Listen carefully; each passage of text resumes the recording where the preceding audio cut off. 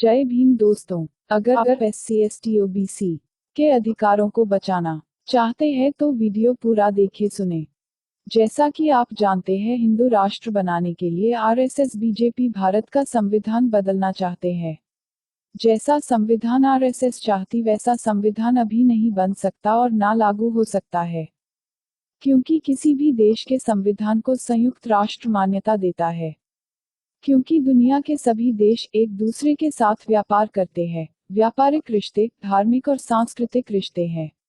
संयुक्त राष्ट्र ने कुछ नियम तय किए हैं।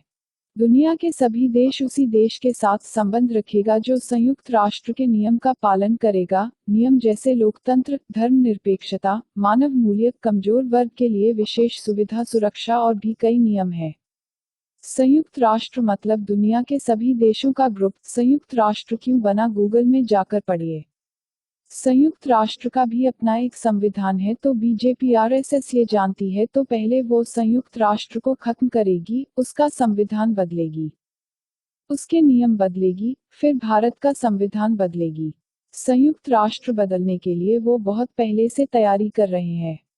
संयुक्त राष्ट्र संविधान बदलने के लिए संयुक्त राष्ट्र से जुड़े देशों का समर्थन चाहिए। आपको याद होगा कि 2014 के बाद मोदी बहुत जल्दी सभी देशों में घूमने जा रहा था और वो भी सेना के विमान से। उसकी विदेशी यात्रा का मजाक उड़ाने में बिजी रह गए और वो अपना काम कर गया। आज तक कोई प्रधानमंत्री जल्दी सेना के विमान से दूसरे देशों की यात्रा पर नहीं गया। जल्दी सभी देशों में इसलिए जा रहा था। उसी समय राहुल गांधी ने सूट बूट के सरकार और फालतू बातों में उलझाए रखा, जिससे उन देशों में करोड़ों रुपए मोदी सरकार और अपर कास्ट हिंदू व्यापारी दूसरे देशों में पैसा फंसा के उन देशों को अपने समर्थन में फैसले करने के लिए मजबूर किया जा सके।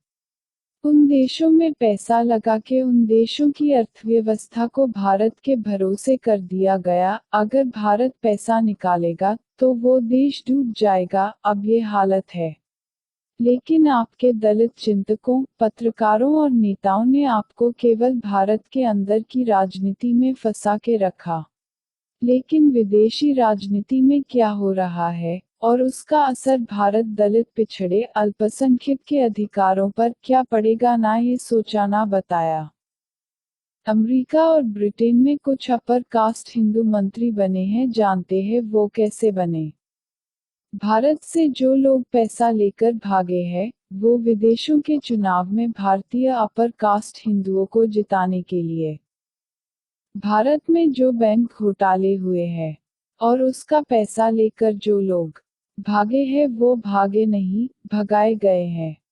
दोस्तों, अगर आपको ये बात सही लग रही है तो दलित पत्रकारों तक ये वीडियो पहुंचाए। अपने दलित नेताओं और पत्रकारों को ये बात अपने फॉलोअर को बताने के लिए बोले। अपने अधिकारों को बचाने के लिए इस वीडियो को लाखों लोग शेयर